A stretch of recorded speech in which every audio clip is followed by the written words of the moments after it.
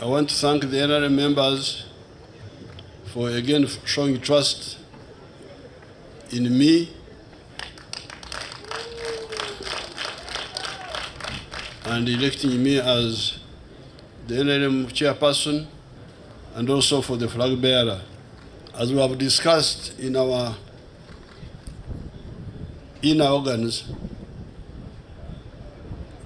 but before I talk about the future, I hope nobody will accuse the Electoral Commission for campaigning for me. When they selected this site here, what I challenged the NRM media team to do is to go and get a satellite picture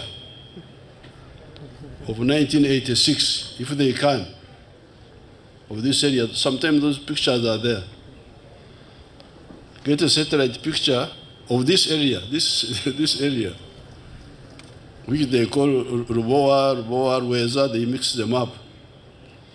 This whole area, up to Gwebaja.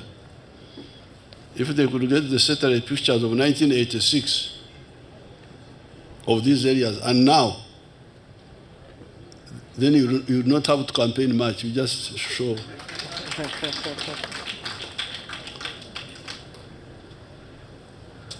You Gen Z people, these are Gen Z, Gen Z. The Gen Z is my comrades, my supporters. You should see that picture of 1986 here. This was a coffee shamba here. That's why they call it Lubowa Estate. It was a coffee shamba owned by a British company called Mitchell Courts. Now when you come here, it's amazing. If you, all the way you can see. A satellite picture of 1986 and now would speak many words rather than just talking. And the whole of, if you want to show the whole of Kampala, 1986 from the satellite, and now, just the picture. So where we are moving to now is to, again, convince the people of Uganda of what has been achieved in the past and what we are planning to do now. At Kololo, I will say more in the afternoon, but really we have got two major thrusts. Thrust number one is to work with the middle class and the investors from outside to completely transform Uganda from a lower middle income country, which we are now. We are no longer a least developed country, we are now a lower middle income country, to high middle income country moving towards first world country. I think the idea is that in this Kisanja, which you are now concluding, if you check the figures, the GDP of Uganda has doubled, apparently. I had not bothered to check that, but they pointed it out. That at the end of the last Kisanja, we were like 34 billion. We are now 66 billion. Thank you, Your Excellency. My name is Timothy Nyangweso with UBC. My question is the number, you both showed that the numbers between 0 and 18 is 55%. And also 19 to 24 is about 22%. In the next Chisanja, we're going to have about a boom of young people, 49%. What is the plan for those young people of a boom of 49% in the next Chisanja? The answer to your question is what we have told you. And I would like anybody who has got contrary opinion to oppose it. We have told you repeatedly that the answer for all Ugandans for livelihood are the 4 sectors.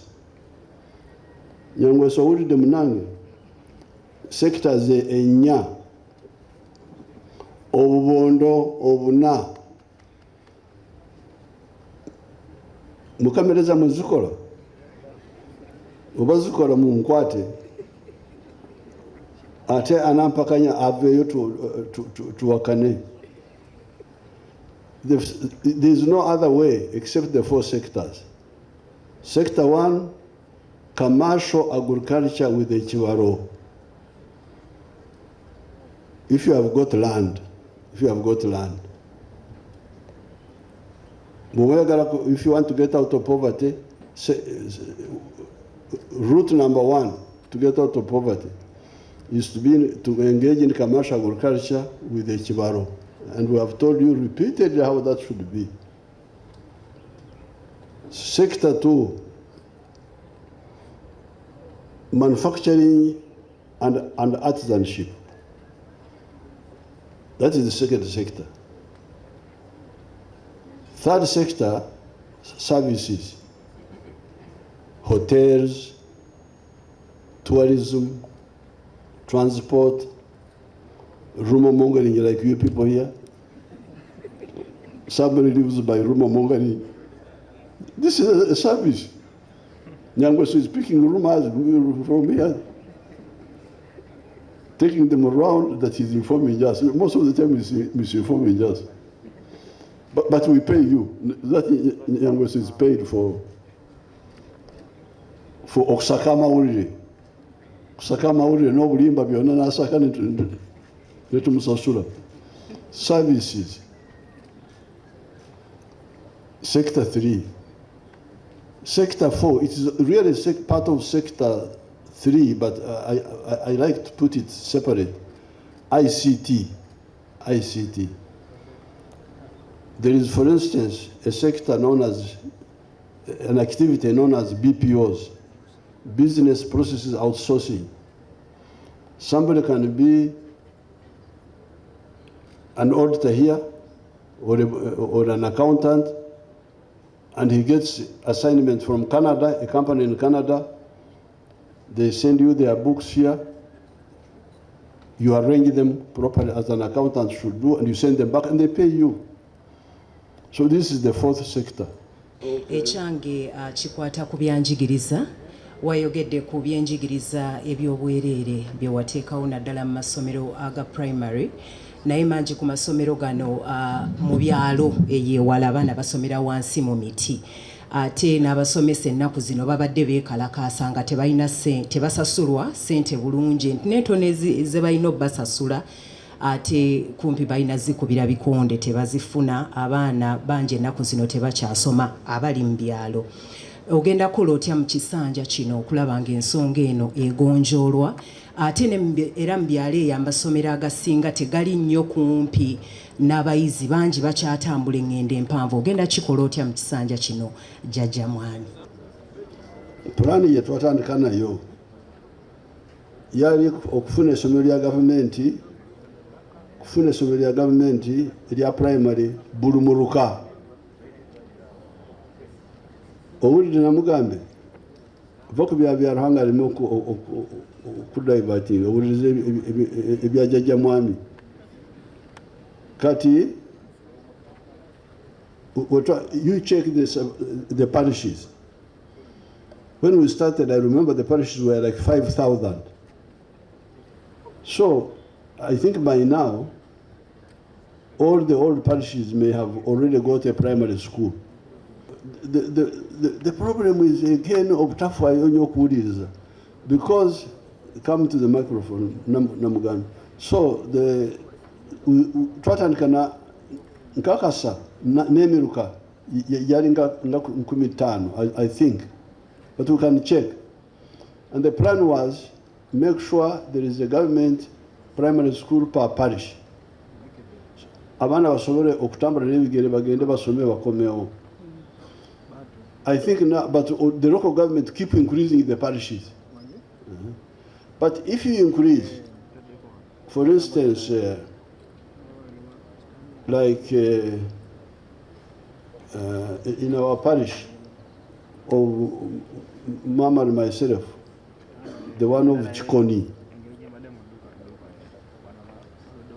we used to have one primary school somewhere there. Now there are like 4. But even if we maintained the old one, the one we had in that parish, children could have walked or cycled to the school and go back and study. But, so I will check the number and answer you properly in some of the